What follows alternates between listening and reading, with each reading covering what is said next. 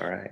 Hi everyone, Marlena here from Gladiators, and I am super excited about tonight's podcast. We've been gone for a little bit, enjoying our Christmas break, and I hope each and every one of you have had a restful and fun Christmas break. But we're back. We have a little teaser with our podcast tonight, and then our chat starts back on Saturday. So we're going to jump right into it because we have an amazing guest, Brendan Fetters from North Carolina, who's here with us tonight. Tell everyone hello, Brendan. Hey, everybody. Brendan Fetters in Raleigh, North Carolina. We're our second day tomorrow of our snow day, and we're iced in, and has not been all that great of weather, but I'm glad to be here tonight, definitely, and share some of my genius, as Angela Myers would say. Awesome. We're so glad to have you. So glad to have you. If you did not jump into Brendan's Gladiators chat that he moderated for us on Instructional Coaches a couple of months ago now, Brendan is an instructional coach in North Carolina, and I think teaching kind of runs in his blood. So Brendan, you want to give us a little background about yourself and some fun facts? Sure. Well, I'm actually a third-generation educator. So my mom was a career teacher, so I grew up going to the high school with my mom. And as much as my mom would fight it as a kid growing up, I knew I wanted to be a teacher. I wanted to be in education in some capacity. Both my mom's parents, my maternal grandparents, were both teachers as well. And then my aunt, my dad's sister, is a teacher. And then my dad's cousin just retired as a superintendent up in Ohio as well. The first one to go into elementary in my family, but I mean, like I said, third generation educator. I love it, and I love going into the administrative roles, which I'm doing now as a curriculum coach. And I did went to NC State for my MSA, my school administration program, and I truly love having an impact on the kids and the teachers in our school, and then our fellow IRTs in the district, and just communicating and networking and building that PLN. That's awesome, Brendan. And I love that you come from a family of educators. I do as well. We were chatting a little bit before going live tonight, and I was telling him that my mom is a retired middle school principal. Her brothers, both of her brothers, were high school teachers, and one brother a district office supervisor. And I'm the one that said I would never go into teaching growing up like that. I'm like, you're nuts. I would never do that. And here I am, right? And I love it. I love it. And one of the things that really made me in the last, I'd say probably 5 years, really love education is being connected. And that's what we're talking about tonight, about being a connected educator. So Brendan, first question, you ready? I'm ready. All right. What does it mean to be a connected educator? I think for me, being connected, just in general, means having that extra resource. Like I think on a daily basis for me, like one of the first things I do when I come into my office every morning, I fire up my laptop, I fire up email, and I fire up TweetDeck every morning. Twitter's an integral part of my connectivity. I have my initial PLN, like the big umbrella, and then I have also my smaller PLN, my fellow instructional resource teachers, which I am in our district, that I call on those 6 or 7 IRTs constantly for ideas in terms of integrating technology and curriculum into instruction. Then I have my group of 7 or 8 technology people in our district who are my quote unquote tribe, and they have my tribe of Kyle Hamstra and Melanie Farrell and some of them that you might be familiar with. They just wonderful people that I can, Michael Parker West, great people that I can call on any day to ask questions about, that bounce things off of. And then I have my PLN of people from out North Carolina that I've connected with face to face in ed camps. And then I have my people from the United States, the Marlena Grace Taylors of the world that I've never never connected with face to face yet, but that I can ask things of all the time, and just bounce ideas off of Angela Myers and people like that throughout the country. That's awesome. That's awesome. And I think that's what made me really enjoy particularly these last 5 years or so, especially when I was in the building as a principal, really enjoy my time there, is being connected and having a worldview, a greater global perspective of what does education look like in all of these different places. Now, Brendan and I share a little bit together, a little bit of history, because I taught in North Carolina as well. For those of you that are just joining in tonight, you may not know this, but I'm originally from Louisiana, hence my LSU Cup, and why I can watch or do this podcast and not watch the game, because my Tigers won their bowl game and aren't in the championship game tonight. That'll be next year. But our travels have brought me to Georgia, to Gwinnett County. Anybody out there from Gwinnett County? Super huge county. Love that. Love Gwinnett. To North Carolina and Hickory, North Carolina, for all of the North Carolina folks that are watching tonight, to here in Nashville, which I like to call Nash Vegas. So I appreciate staying connected to not only my peers and my colleagues in those places, but just expanding my PLN. But Brendan, how did you get connected? Because you've been in North Carolina for quite some time now, correct? Yeah, absolutely. I was born and raised in Ohio. Like we talked about off air a little bit, but it's actually recruited by Wake County Schools many, many years ago now, 11, 12 years ago, and been here ever since. But I have to give my connectivity story to a former principal of mine at Powell Elementary in downtown Raleigh, Chaz Miller. He one of my mentors, my heroes in education, my biggest heroes. He is way back in 2011, and I actually I mentioned to Marlena off the air. I did an ASCD blog post, actually my initial blog post ever. My foray into blogging was telling my connectivity story, and it was back in 2011. As a fourth grade teacher, I had transferred from one of our year-round schools in our district to Mr. Miller's school at Powell Elementary, because I wanted to do the traditional calendar and I wanted to do the magnet theme and wanted to broaden my horizon. And at the time, it was Twitter was pretty much Beyonce, and what's the latest thing? Like kind of like the Hollywood gossip. That was the mantra of Twitter at that time. And he required everybody, and every teacher, every certified staff in the school to tweet twice a week, which was a feat. And he introduced us all to TweetDeck, introduced us to Twitter. At that time, it was even tricky to get, our district had not fully embraced social media at that time. They have now 110%, but at the time we had to like mobile.twitter.com to get on the computer. Most people didn't have smartphones then. So there were a lot of hurdles to get around, but at the time it was just a classroom promotion for me. A few years later, as time progressed, I started to do more school-wide promotions. As the year I did my administrative internship, I started to do district promotions, school promotions, and different classroom happenings throughout the school. And then I started to tap into my PON after that. And the PON started to go into ed camps, which started to go into Voxer, which started to blossom into, I've even started to get into other social media platforms such as Facebook and Instagram to build my PON. While still Twitter's still the background of my PON, it's expanded every year, and the outreach has become more, and it's revitalized connectivity, and Twitter especially Twitter has totally revitalized my career, has totally taken a different direction. It was still heading in a positive path, but where I am now would not be where I am now. We wouldn't be having this conversation tonight with people across the country, just you and I in general, without technology, without the connectivity piece that we both are as connected educators.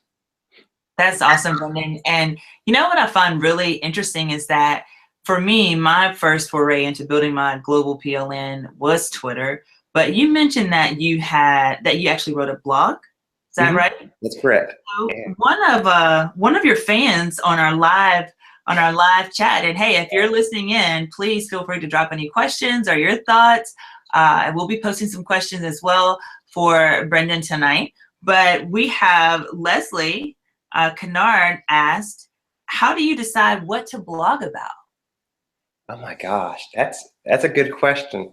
Well, I just started blogging last summer or I guess it was last spring when I did that ASCD Edge post, and then I really kicked it into high gear a few months ago when we had our district's technology symposium. We had George Koras come in, and I got to listen to his presentation about blogging, and that's when it really went into overdrive. And so I make it a point every Friday or Saturday, sometime on the weekend, I make sure I sit down for 15, maybe even just 10 minutes and just plow it through. Like my latest blog, for example, was just about the inconvenience of this weather and how we have to have flexibility. I mean, we heard so many people complaining about, oh my gosh, we just have a new governor in North Carolina, and he had to rearrange his entire schedule to have a swearing-in ceremony where it's usually outdoors. He had to do it indoors. And in the whole scheme of things, is that really a big a deal? No. It's just a flexibility piece. So it's just, I mean, another time it was I blogged about the gifts of our holiday gifts and how I made an impromptu visit at my old school and how kids and teachers and everybody would come up to me and just it was just one of the most inspirational moments of that week that is totally impromptu. I blogged about it. Just anything that I feel inspired about, anything that means something to me at that particular moment. It could be something I've planned a few days ahead of time, or it can be totally last minute like this last blog was. And if you haven't read Brendan's flexibility blog, you should definitely read that because one of the values of being connected is, you know, when you're blogging, no matter what it might be about, because you can share that with your PLN or folks that follow you, you're enriching their tool belt. You know, you're adding tools to their tool belt. And I love reading blogs from educators, and I love being tagged in them because it might spark another blog for me, like, oh, I didn't think about that, and I have this thought about this topic. But I definitely love reading Brendan's blogs, and I'm so glad he tags me in those. Brendan, you have a couple of questions from our live chat, so if you don't mind, I'm going to ask a few.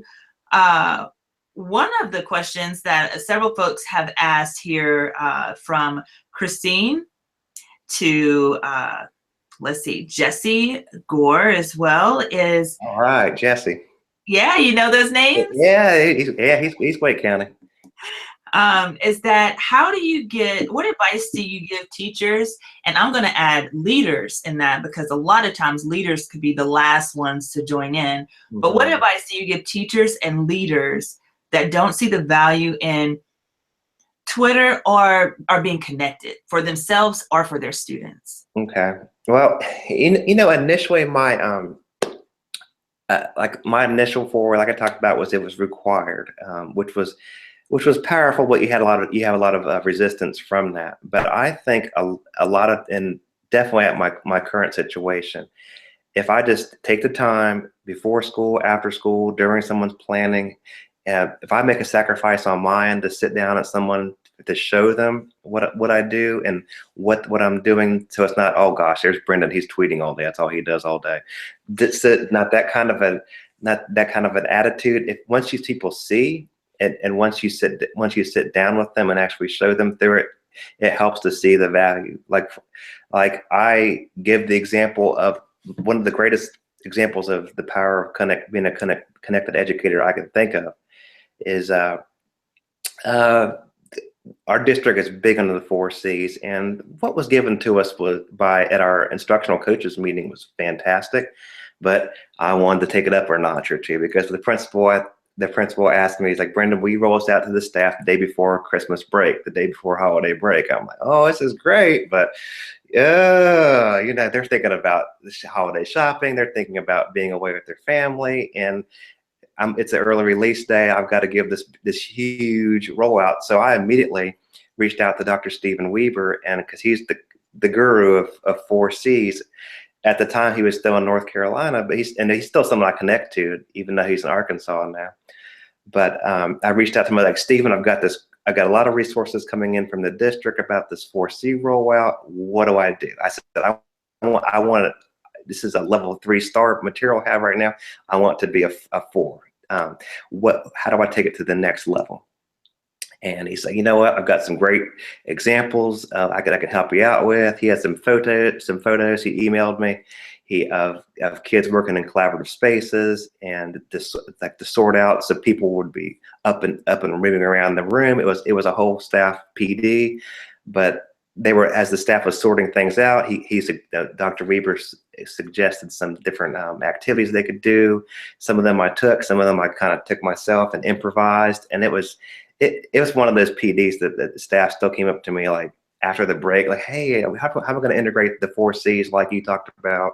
I like and this had this really rich conversations based on that. And it would have been an okay professional development, but it was one of the best PD I've ever given. And that was a large part because of my connectivity, that I was able to have that extra resource, that extra layer. What a powerful testimony to the power of being connected. As I'm reading the chat right here, Kenneth McKee, who's first time on YouTube Live. Kenneth, yes, YouTube Live is a thing. It's awesome. He suggested that we remind people that they can go as deep as they want. That some folks are high users and some aren't, but that's the beauty of being on these different apps and different platforms, is you find one that works for you, and then you control how much or how little, that you're on it. And I think that's a great point to make.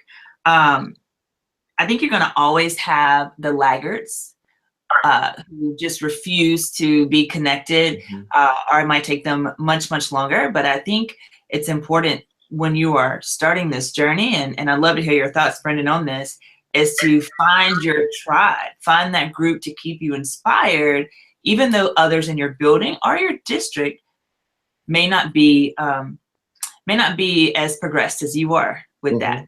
What do you say? I think absolutely. We have, like, I look at how you take Twitter, how you take that connectivity piece.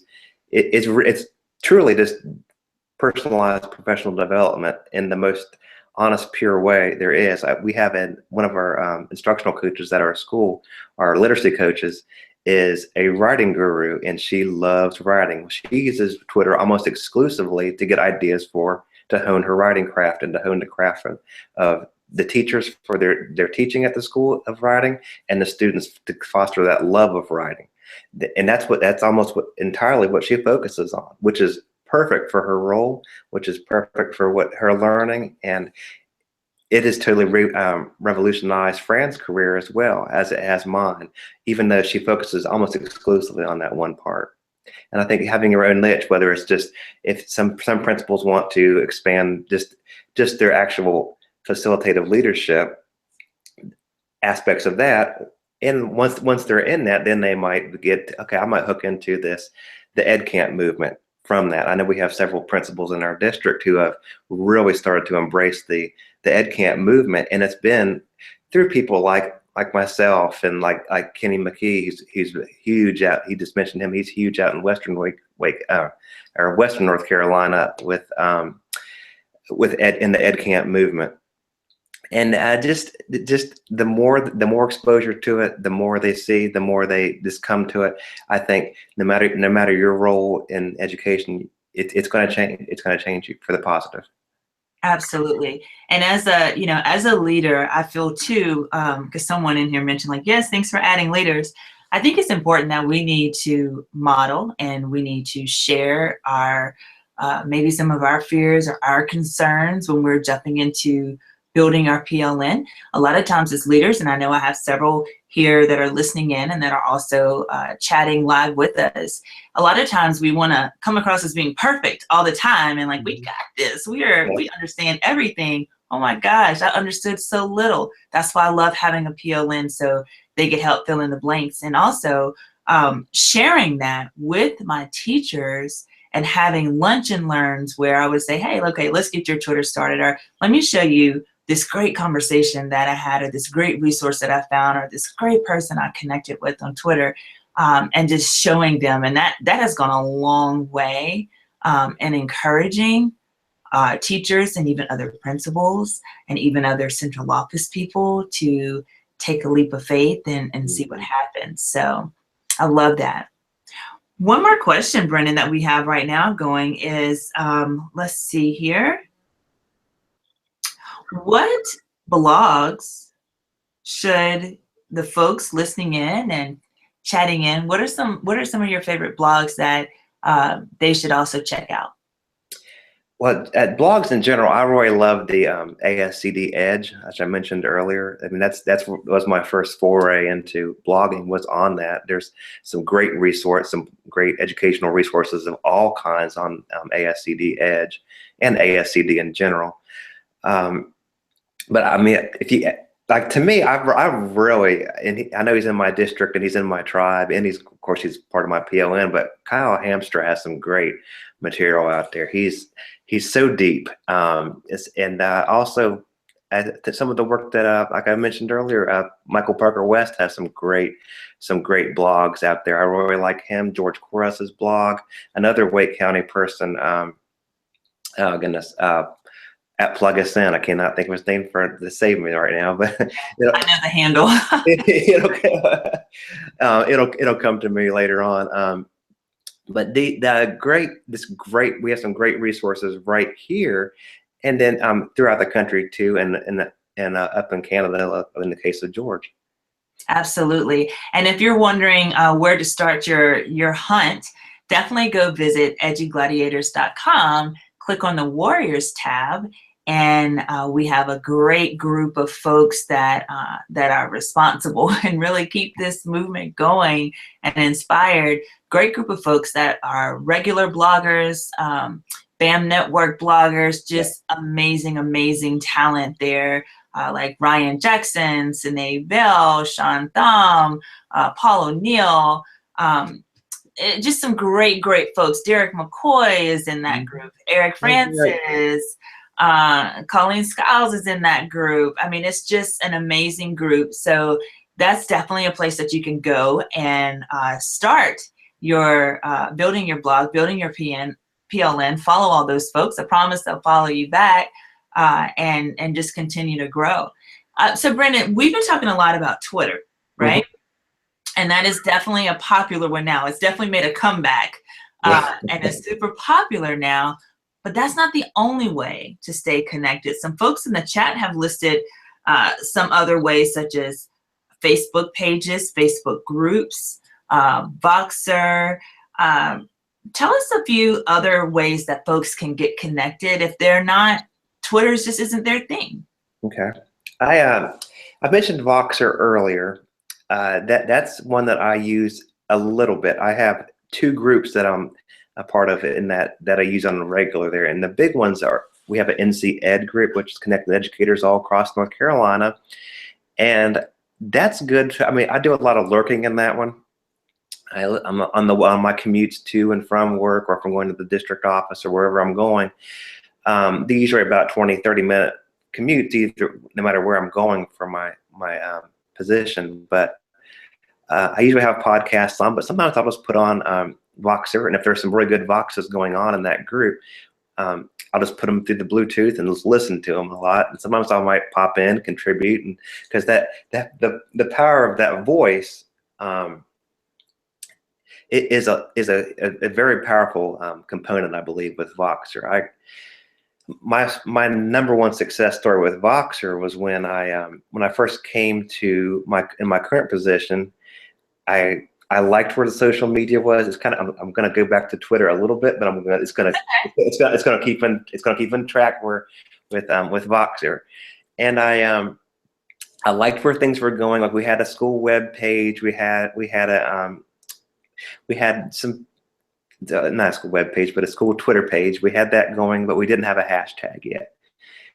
And the principal, who was one of our leading people in the district, I had to convince him of what the hashtag was, the power of it, how we need a school-wide hashtag. I want to incorporate the school name in some capacity, and I would like the mascot, but I want to be a fairly limited number of characters.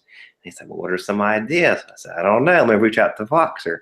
So I whipped out that phone and right there in the principal's office. And I was like, you know what, let's explore Voxer together.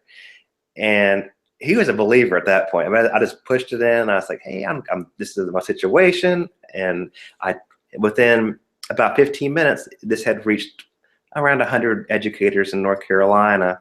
This question of, this is my situation. These are our school name. This is our school. This is our school mascot. This is our school acronym. What do I do with this in order to make it so it's going to stand out? And then I'd say within about 10, 15 minutes, I had a pretty good idea. I had some text messages that came in through it. I had some voice messages that came in. And then at that point, I was like, you know what, let's piece this one together, and then this third little piece we can piece together. And then that's what I came up with, WES capitalized, lowercase soars. So that the two S's were separated. And it's gone from there. That's one of my examples of Voxer. I love that. I love that. You can also use Voxer, and please put in the chat, guys, ways that you might use it. But you can use Voxer to connect teachers together as well. I know a lot of principals that use Voxer as kind of like their internal intercom system, and the administration will, leave quick messages, or if it's something that needs to come out right away on the Voxers. If their school is, bring your own technology, or just a tech-friendly school. So you can use it that way. You can also use it for book clubs with teachers, and also for definitely the high school level with kids. As you see behind me, I am even though I like to say I'm 28 forever, and Brandon has seen this on a lot of our posts on my Facebook,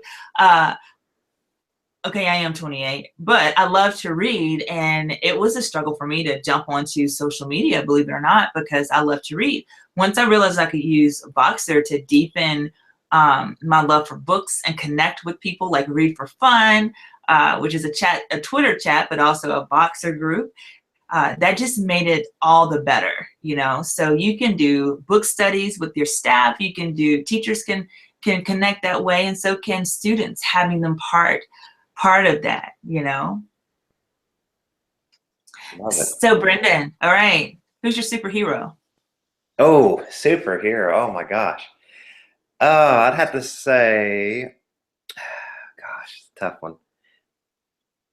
I'm gonna go with Batman, because he's kind of mysterious, and I think sometimes, I don't know if it's just, well, I wouldn't say he's mysterious, but he definitely does his own thing and stays on his own track and doesn't really care what the entire outside world thinks of him. And a lot of times that's how I am. I stay on my track. I love the phrase "stay in your lane." I love that, and that's how I operate every day. And I have my core group of people, my core group of PON, and I reach out to them a lot.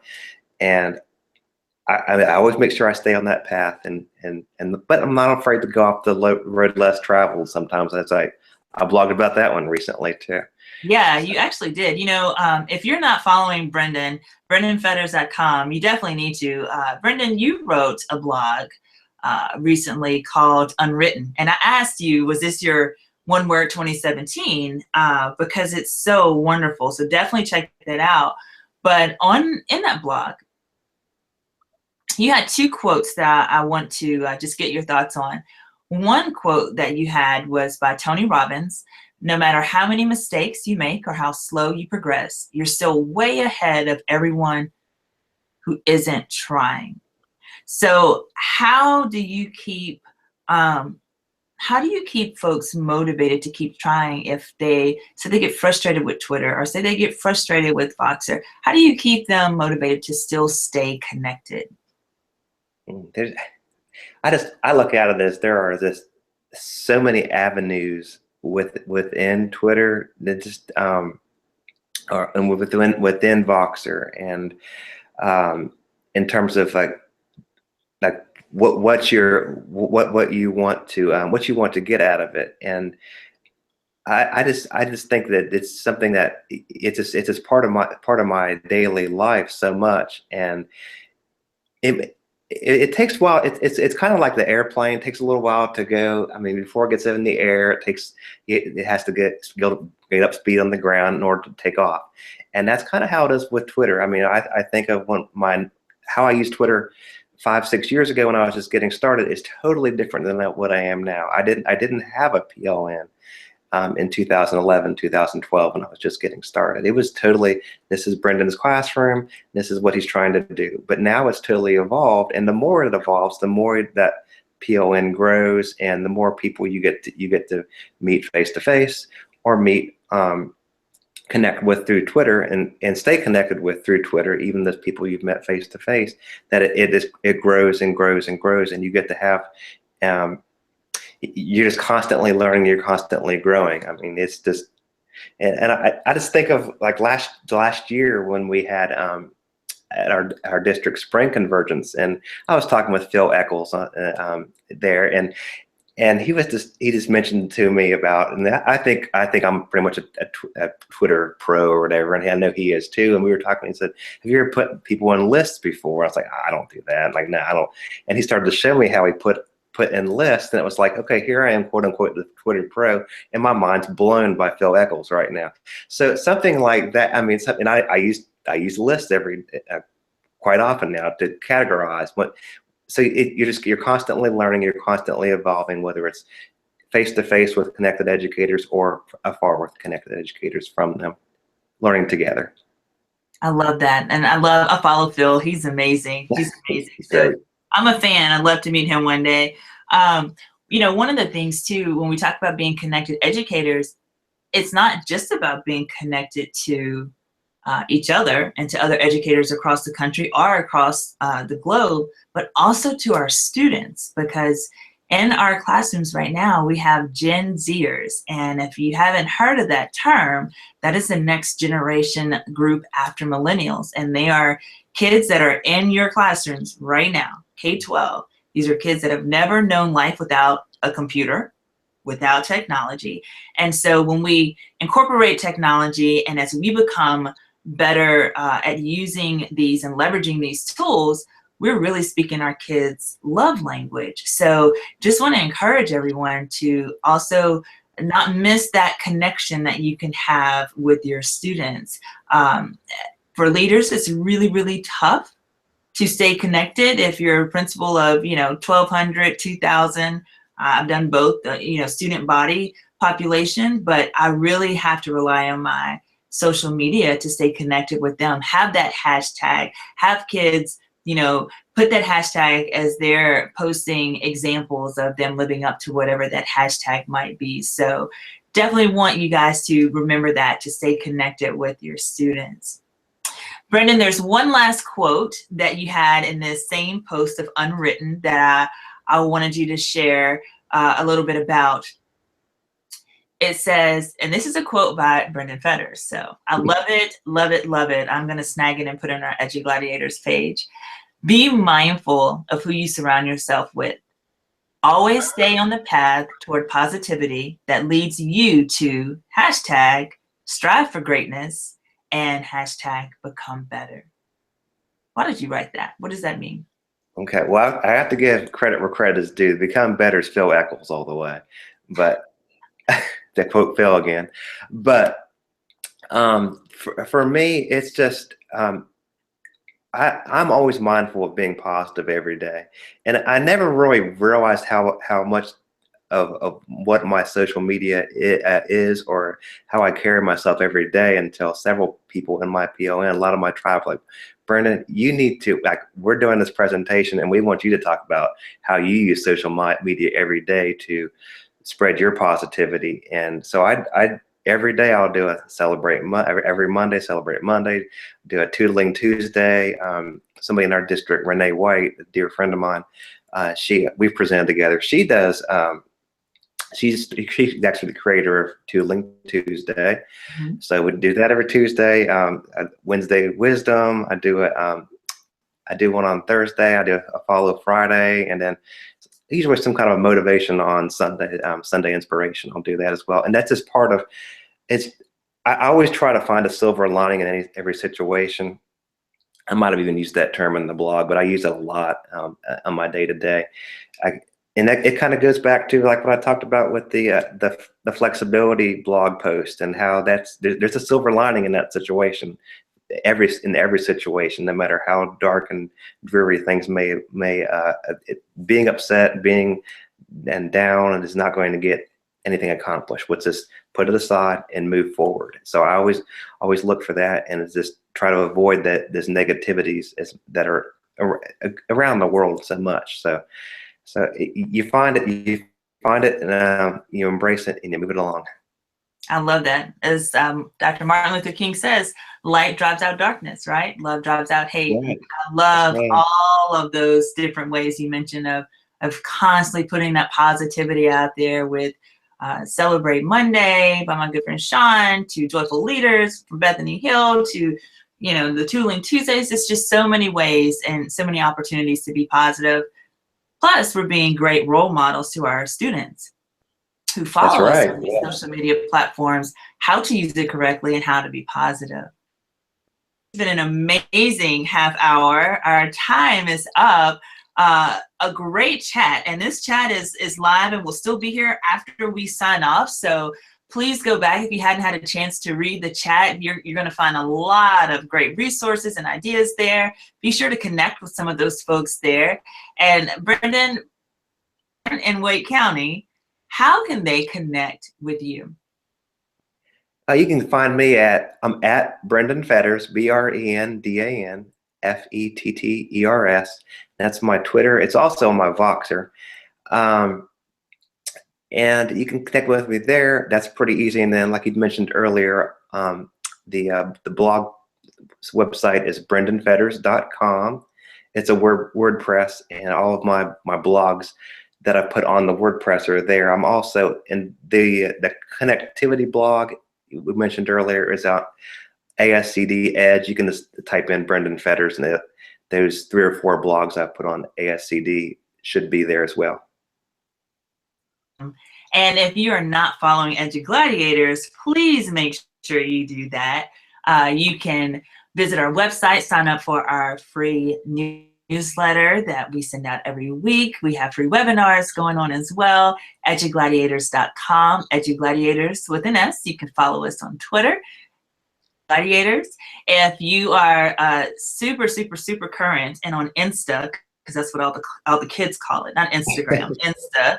We just started our Instagram account, and we also have a Facebook page. We would love for you to like our page. And we have a Google Plus page as well. So lots of ways to get connected. And if you're watching tonight, hit subscribe on the video so you can subscribe to our YouTube channel, EduGladiators. And you can always come back and look at past podcasts, past shows, anything at all, webinars, anything like that. You can look at that as well. EduGladiator to come to your school or district. Of course, we're happy to do that as well. But I just want to thank you, Brendan, for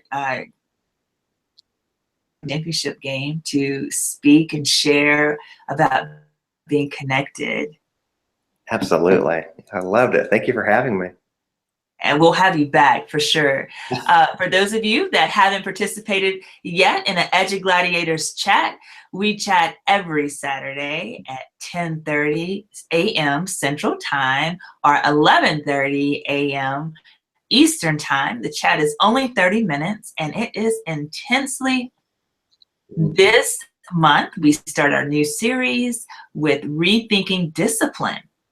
If you have some questions or want to learn more about how to do discipline a little bit differently after the kids are coming back from Christmas break, and for some of you, especially in North Carolina, a few extra days for snow days, you definitely want to tune in. This Saturday, my friend Bethany Hill, if you don't follow her, you need to. Another great blogger, prolific writer, so passionate about kids, and is the founder of the hashtag Joyful Leaders.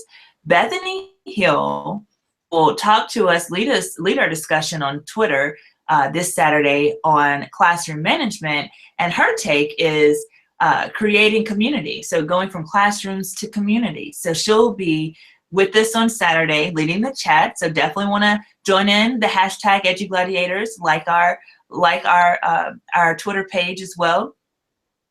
After the chat at 11 o'clock Central Time, noon Eastern Time, come back to YouTube Live with an After the Chat party with Bethany. Bethany has written a blog post that was inspired by our conversation about rethinking discipline, especially as it pertains to classroom management. And she is going to be live with us on EduGladiators, talking more, and you can post questions. It'll definitely be a Q&A, posting questions about classroom management. The following week, we're going to talk about restorative justice. So if that's something you've been itching to learn more about, we'll have that with our very awesome Ryan Jackson, who to me is like the restorative justice guru. I just play at it. He is like for real. Has a great story, so you definitely want to join in. And then we'll finish up in January with PBIS, and that will be with Dr. Sine Bell, who's also a warrior, and she's going to lead us through that chat. Thanks everyone for joining in. Enjoy the rest of your night. If you're in North Carolina or anywhere snowy, snuggle up. Don't even try to go outside. Just stay connected, stay encouraged, and stay warm and safe. Thanks everyone. Thanks Brandon so much for joining us tonight and being a connected educator.